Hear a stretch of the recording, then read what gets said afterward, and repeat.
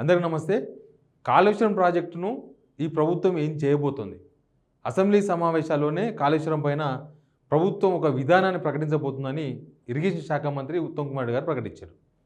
అంటే కాళేశ్వరం ప్రాజెక్టు పనికొస్తుంది, పనికిరాదని ప్రకటిస్తారా?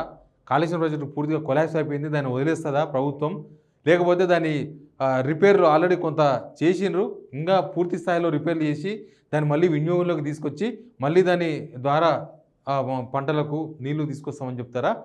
ప్రభుత్వం ఏం చెప్పబోతున్నది ఒక ఇంట్రెస్టింగ్ పాయింట్ ఒకటి నడుస్తుంది. ఎందుకంటే ఇప్పటివరకు ఈ 7 నెలలలో కాళేశ్వరం విషయంలో కాంగ్రెస్ అధికారం రాకముందు, అధికారం వచ్చిన తర్వాత చాలా మాటలు మార్చుకుంటూ వచ్చిండ్రు. అసలు దాన్ని రిపేర్ చేయడం కూడా వేస్ట్ అన్న ఉద్దేశంతో కాంగ్రెస్ నేతలంతా ఉన్నారు. ఎలక్షన్కు ముందు అయితే మొత్తానికి కొట్టుకుపోయిందని చెప్పిండ్రు. ఎలక్షన్ అయిపోయిన తర్వాత లేదు, దీన్ని ఇంజనీర్స్ కమిటీ వాళ్ళు వీళ్ళు కొంత రిపేర్లు చేసని చెప్పారు. వీళ్ళకి తోడు national dam safety authority NDSA, వీళ్ళు కూడా అసలు NDSA వాళ్ళు ఇచ్చిన సూచనలు లేకపోతే వాళ్ళ చిత్తశుద్ధి కనుక చూస్తే కాళేశ్వరం ప్రాజెక్ట్ నిజంగానే కొట్టుకుపోతుంది. ఎందుకంటే అది ఇన్ని ప్రాబ్లమ్స్ వచ్చినాయి, ఆ ఫియర్స్ కుంగిపోయినాయి, ఏకంగా గేట్లను కట్ చేసిన ఎలాంటి వాళ్ళు 4 నెలలైంది. NDSA వాళ్ళు అసలు సప్పుడే లేదు. వాళ్ళు ఇప్పటిదాకా 4 months బ్యాక్ ఇచ్చిన రిపోర్టే తప్ప మళ్ళీ ఇప్పటిదాకా ప్రాజెక్టు సిచ్యువేషన్ ఏంది, ప్రాజెక్ట్ రిపేర్ అయిపోయిన తర్వాత సిచ్యువేషన్ ఏంది, నెక్స్ట్ దాన్ని ఏం చేయాలన్న విషయం మీద NDSA నుంచి రాష్ట్ర ప్రభుత్వానికి ఏ రిపోర్టు లేదు. వీళ్ళు కూడా ఇక్కడున్న స్టేట్ గవర్నమెంట్ కూడా ఆ NDSA వాళ్ళు ఏం చెప్తలేరు కదా అని వీళ్ళు కూడా అంతే దానిలో ఉన్నారు. వీళ్ళకు కూడా కాళేశ్వరం ప్రాజెక్టు యూజ్ చేయాలని లేదు. అయితే రీసెంట్గా ఢిల్లీలో జరిగిన ఒక ఎపిసోడ్ మీద అనేక అనుమానాలు రేకెత్తుతున్నాయి. ఏంటంటే ఉత్తమ్ కుమార్ గారు ఢిల్లీ పోయినరు, ఇరిగేషన్ శాఖ మంత్రి, NDSA అధికారం గెలిచినారు. NDSA అధికారం కలిసినప్పుడు వాళ్ళు ఒక మాట అన్నారంట. ఏమన్నారంటే, మేము చెప్పిన పనులు చేయకుండా మీ ఇష్టం వచ్చినట్టు చేస్తారా కాళేశ్వరం ప్రాజెక్టు విషయంలో? ఒక కమిటీ వేసిండ్రు వీళ్ళు, ENC సమక్షంలో కొంతమంది నిపుణులతో కమిటీ వేసి ఏం చేశారంటే అన్నారం, సుందిల్లా ఈ 2 రిజర్వాయర్లలో, అన్నారం సుందిల్ల 2 రిజర్వాయర్లలో, అన్నారం సుందిల్లలో ఈ ఎక్కడైతే బుంగలు పడినాయో అక్కడ మొత్తం పూర్తి చేసిండ్రు వీళ్ళు. మొత్తం గ్రౌండింగ్ చేసిండ్రు. గ్రౌండింగ్ అంటే మొత్తం కెమికల్స్ వేసి దాన్ని మొత్తం కూడా మళ్ళీ ఆ బొక్క పెద్దగా కాకుండా విస్తరించకుండా వరద వచ్చినప్పుడు తట్టుకునేటట్లు గ్రౌండింగ్ చేసింది. అయితే NDSA వాళ్ళు ఏమంటారంటే, మేము చెప్పింది ప్లింట్ స్లాబ్ గ్రౌండింగ్, అట్లా కాదు చేయాల్సింది, ప్లింట్ స్లాబ్ గ్రౌండింగ్ చేయాలి అనేది NDSA వాళ్ళ ఆర్డర్ అట. అసలు ఏంది గ్రౌండింగ్, ఏంది ప్లింట్ స్లాబ్ గ్రౌండింగ్ ఏంటంటే, ప్లింట్ స్లాబ్ గ్రౌండింగ్ ఏమో మొత్తం గ్రౌండ్లోకి వెళ్ళి లోపల నుంచి మట్టి తీసుకొని అసలు ఎందుకు కుంగింది, ఆ మట్టి ఏంది, రేపు పరిస్థితులు ఏంది, ఈ అంశాల మీద మొత్తం అధ్యయనం చేయాలి. అధ్యయనం చేసిన తర్వాత దాన్ని గ్రౌండింగ్ చేయాలి. ఒక పునాది ఉందనుకోండి, ఒక పిల్లర్ వేసినాం మనం, పిల్లర్ వేసినప్పుడు అది కుంగింది అనుకోండి, ఆ పిల్లర్ మనం మామూలుగా చిన్న ఒక పునాది తీసి, అప్పుడు ప్లింట్ స్లాబ్ గ్రౌండింగ్ అంటే లోపలికి వెళ్ళి ఆ మట్టిని తీసుకొచ్చి దాన్ని పరీక్షలు చేయడం. లేకపోతే వీళ్ళు గ్రౌండింగ్ చేయడం అంటే ఏం చేశారంటే మొత్తానికి కెమికల్స్ వేసి, సిమెంట్ వేసి, కంకర వేసి, ఇసుకేసి మొత్తం మూసేసి అనమాట. పరీక్షలు ఏం లేవు. ఇప్పుడు మేము ఎట్లా పరీక్షలు చేయాలని చెప్పి NDSA వాళ్ళు మాట్లాడుతున్నారు. అసలు NDSA వాళ్ళు 4 నెలల నుంచి ఎందుకు ఏ పరీక్షలు చేయలేదు అనేది ఒక క్వశ్చన్ మార్క్. అసలు వీళ్ళు కూడా ఈవెన్ రాష్ట్ర ప్రభుత్వం కూడా జియో ఫిజికల్ కానీ జియో టెక్నికల్ ఇట్లాంటి సర్వేలు ఏం చేయకుండా డైరెక్ట్గా గ్రౌండింగ్ ఎందుకు చేసింది, డైరెక్ట్గా బొక్కను ఎందుకు పూడ్చారు అనేది కూడా కొంత అనుమానంగా కనిపిస్తుంది. ఎందుకంటే ఈ Jio physical, geo technical survey చేస్తేనే విషయం ఏందనేది కూడా పూర్తి స్థాయిలో బయటకు వచ్చే అవకాశం ఉండేది, పూర్తిగా తెలిసేది అవకాశం ఉండేది. అసలు ఈ మొత్తం ఈ డ్రామా రక్తి కట్టడంలో ఇద్దరు NDSA అండ్ కాంగ్రెస్ గవర్నమెంట్ ఇద్దరే ఉన్నట్టుగా కనిపిస్తుంది. ఎందుకంటే వచ్చేది వానాకాలం అని తెలుసు, వరద వస్తుందని తెలుసు, గోదావరి ఉప్పొంగుతుందని తెలుసు, అన్నీ తెలిసి కూడా ఆల్మోస్ట్ ఒక 3-4 months చాలా డ్రామాలు రక్తి కట్టించారు.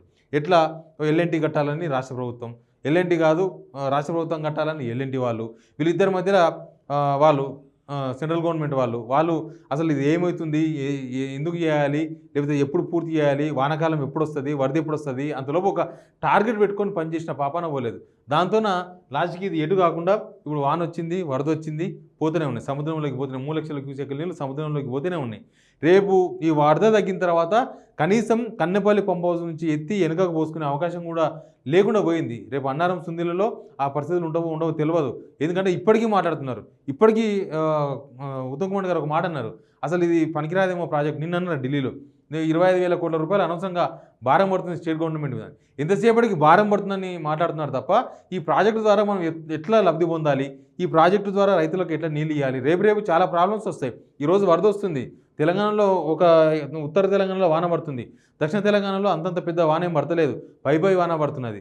రేపు నాడు ఇప్పుడున్న పంటకు, ఇప్పుడున్న మామూలుగా 6 తడి పంటలకే లాస్ట్ తడి వాన పడుతుందో లేదో తెలియదు. అసలు వరికి అయితే దక్షిణ తెలంగాణలో సరిపోని నిలువులు లేవు. ఇప్పుడు ఇంకా ఉత్తర తెలంగాణలోనేమో మొత్తం వరదలై పారుతుంది. అటు మహబూబాబాదు, అటు ములుగు సైడ్ మొత్తం వరదలై పోతుంది. ఇంకా ఇటు నిజామాబాద్, కరీంనగర్ సైడ్ వస్తే అక్కడ కూడా మామూలు వాననే పడుతుంది. కాబట్టి ఈ వరికి సరిపోను వాన పడలేదు.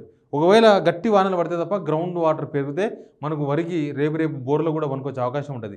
లేకపోతే ఈ వానాకాలం పంటకి చివరి తడికి నీళ్లు కష్టమయ్యే అవకాశం ఉంటుంది. మన దగ్గర రిజర్వాయర్స్ పెద్దగా ఆపుకొని నిలుపుకొని రేపు సమ్మర్లా ప్లస్ తాగునీళ్ళ కోసం వీటన్నిటి కోసం వినియోగించుకునే వెసులుబాటు లేదు. కాబట్టి ఈ వాటర్ని చూసి వాడుకోవాల్సి వస్తుంది. అదే చెరువులన్నీ నింపి పెడితే మొత్తం ఎక్కడెక్కడ గ్రౌండ్ వాటర్ వస్తుంది. గ్రౌండ్ వాటర్ ద్వారా మనకి యాసంగిలో కూడా పంటలకు నిలిచే అవకాశం ఉంటుంది.